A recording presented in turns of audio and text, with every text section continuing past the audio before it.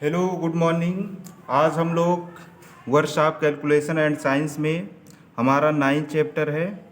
9th chapter आपका है work power and energy. Work power and energy में आज हम लोग वर्क पढ़ेंगे। वर्क के बारे में हम लोग जान लेते हैं। कार्य क्या होता है। जब किसी वस्तु पर बल लगाया जाता है तो वस्तु बल की दिशा में विस्थापित हो जाती है, जिसे किया गया कार्य कहते हैं। जब किसी वस्तु पर बल लगाया जाता है तो वह वस्तु बल की दिशा में विस्थापित हो जाती है, जिसे किया गया कार्य कहते हैं। जैसे मान लिया कोई आपका वस्तु है, ये कोई एक प्रकार का वस्तु है, रखा हुआ है। इस पर आप एक बल लगाते हैं जो यफ है। ठीक, अब ये बल जब यफ इस पे लग रहा है तो ये विस्थापित होकर यहाँ पे आ जाएगा। ठीक, तो यहाँ से इसका जो पॉइंट था, यहाँ पे इसका विस्थापन ये आ गया। तो ये जो दूरी है, ये हमारा जो डिस्टेंस है, ये डिस्टेंस क्या कहलाएगा, इसको यस कहते हैं। तो ये जो हमारा यफ होता है, इसका यस का मल्टीप्लाई कर देते हैं तो ये हमारा किसके बराबर हो जाता है, ये वर्क के बराबर हो जाता है, जो यहाँ पे लिखा हुआ है। इसलिए कार्य बराबर बल गुणे विस्थापन। तो कार्य को W से, बल को F से, विस्थापन को S से, W बराबर FS, ये आपका फार्मूला होता है, इसको लिख लेंगे। फिर अगर यही विस्थापन एक समतल पर लगाया जाता है तो ये फार्मूला। लेकिन अगर यही विस्थापन किसी एंगल पे हो, जैसे यहाँ पे अगर हम कोई एंगल कर देते या ऐसे एंगल पे होता, मान लिया 30 डिग्री पे होता, अब ये विस्थापन होके यहाँ पे आता, तो क्या होता है, यहाँ पे 30 डिग्री कोई एंगल होता तो फार्मूला आपका ये हो जाएगा, W बराबर FS कॉस थीटा। थीटा बराबर हम क्या रखते, 30 डिग्री रखते, या जो भी यहाँ पे एंगल हो वो एंगल हम थीटा की जगह पर पुट करते हैं। तो आप इसे नोट कर लेंगे। अब हमारा है यूनिट ऑफ वर्क, मतलब कार्य के मात्रक। कार्य के मात्रक आपका है यूनिट ऑफ वर्क में आपका होगा, ये साई सिस्टम में इसका यूनिट होता है 1 न्यूटन। 1 न्यूटन, 1 न्यूटन गुणे 1 मीटर। तो ये आपका न्यूटन और मीटर, 1 न्यूटन और 1 मीटर का मल्टीप्लाई जो होता है ये 1 जूल के बराबर होता है, 1 जूल। तो ये साई सिस्टम में कार्य का आप मात्रक होगा जूल। एमकेएस सिस्टम में क्या होगा, 1 केजी, 1 केजी मल्टीप्लाई 1 मीटर। तो ये बराबर होगा 9.8 जूल, 9.8 जूल के बराबर होगा। अगर एमकेएस पद्धति में कार्य का मात्रक अगर लेते हैं तो ये 9.8 जूल के बराबर होगा। सीजीएस पद्धति में होता है 1 डाइन मल्टीप्लाई 1 सेंटीमीटर। तो ये हो जाएगा आपका 1 अर्ग।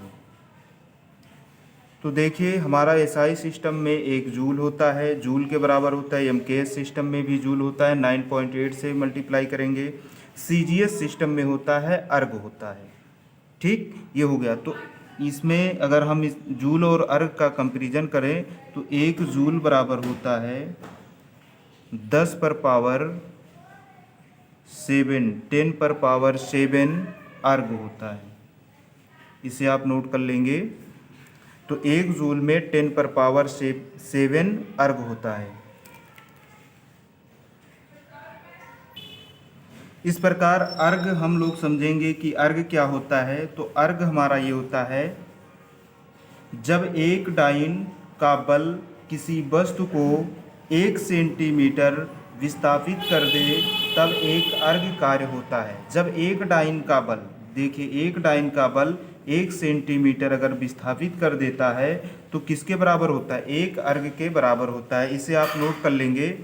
जब एक डाइन का बल किसी वस्तु को 1 सेंटीमीटर विस्थापित कर दे तब 1 अर्ग कार्य होता है।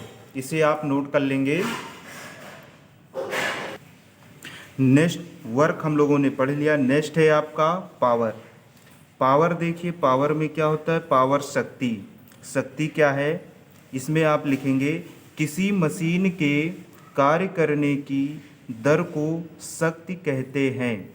किसी मशीन के कार्य करने की दर को शक्ति कहते हैं। इसका फार्मूला होगा शक्ति बराबर कार्य बटे समय। शक्ति बराबर कार्य बटे समय।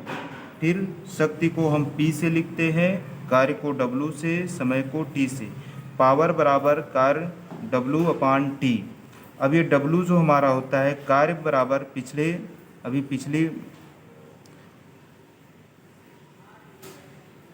बताए हैं कि W होता है F गुणे S, बल गुणे दूरी। तो हमारा W बराबर Fs, तो पावर बराबर हो जाएगा F गुणे S अपान T। ये भी होता है पावर बराबर W अपान T, ये भी होता है। तो आप इसे याद रख लेंगे, अंडरलाइन कर लेंगे। अब देखिए शक्ति की इकाई हम लोग देखते हैं। SI इकाई क्या होगा? SI इकाई होगा न्यूटन इंटू मीटर अपान सेकेंड, जो ये बराबर होता है जूल अपान सेकेंड के बराबर होता है। ये जूल अपान सेकेंड किसके बराबर होगा? वाट के बराबर होगा, वाट। तो आप इसको इकाई में आप नोट कर लेंगे, ये इसका इकाई होता है। न्यूटन मीटर अपान सेकेंड होता है, जूल अपान सेकेंड होता है, वाट होता है। ठीक, तो आप इसे नोट कर लेंगे। इस प्रकार जो पावर शक्ति के निम्न टाइप के फार्मूले होते हैं हम लोग देख लेते हैं। जैसे अगर वाट में हमें पावर को निकालना है, शक्ति का गणना करना है, तो वाट में अगर हम करेंगे तो फार्मूला आपका क्या होगा? बल गुणे विस्थापन बटे समय। बल गुणे विस्थापन बटे समय हो जाएगा अगर वाट में हम शक्ति की गणना करेंगे तो। लेकिन जो बल होगा वो न्यूटन में रहेगा, विस्थापन मीटर में रहेगा और समय सेकंड में रहेगा। बल न्यूटन में, विस्थापन मीटर में, समय सेकंड में, अगर वाट में गणना करेंगे तो पावर की। सेकंड हम हार्स पावर देखते हैं, HP। अगर हम शक्ति को HP में अगर उसका गणना करते हैं, HP में निकालते हैं, तो बल गुणे विस्थापन बटे समय मल्टीप्लाई समय से हो जाएगा 735.5 से मल्टीप्लाई करेंगे तो इसमें बल हमारा न्यूटन में रहेगा, विस्थापन मीटर में रहेगा, समय सेकंड में रहेगा। तो इसमें भी हमारा क्या हो जाएगा? ये फार्मूला आप अप्लाई करेंगे हार्स पावर में गणना करने के लिए। अगर आपका न्यूटन में, बल आपका न्यूटन में है, विस्थापन आपका मीटर में है, समय सेकंड में है। लेकिन HP में हम काउंट करेंगे, गणना करना है। अगर बल आपका किलोग्राम में है, विस्थापन आपका मीटर में है और समय आपका मिनट में है, समय आपका मिनट में है और बल आपका किलोग्राम में है, तो आप ये फार्मूला अप्लाई करेंगे बल गुणे विस्थापन बटे समय। इसमें 4500 से मल्टीप्लाई आप करेंगे बल गुणे विस्थापन अपान समय इंटू 4500। आप इसे नोट कर लेंगे। इस प्रकार हम लोगों ने पावर को देखा वाट और HP में। HP और वाट में गणना कर सकते हैं। ठीक, HP और वाट में गणना करते हैं। तो हम HP और वाट में देख लेते हैं क्या होता है। 1 HP बराबर होता है 746 वाट। 1 HP बराबर 746 वाट, ये ब्रिटिश में होता है, ब्रिटिश सिस्टम में होता है। ठीक, ये काफ़ी इम्पॉर्टेंट है, आपके एग्ज़ाम में ये ज़रूर पूछ लिया जाता है। HP वाला, HP से वाट में 746 वाट होता है, ब्रिटिश में होता है। फिर 1 HP इक्वल टू 735.5 वाट होता है, ये मीट्रिक में होता है, मीट्रिक सिस्टम में होता है।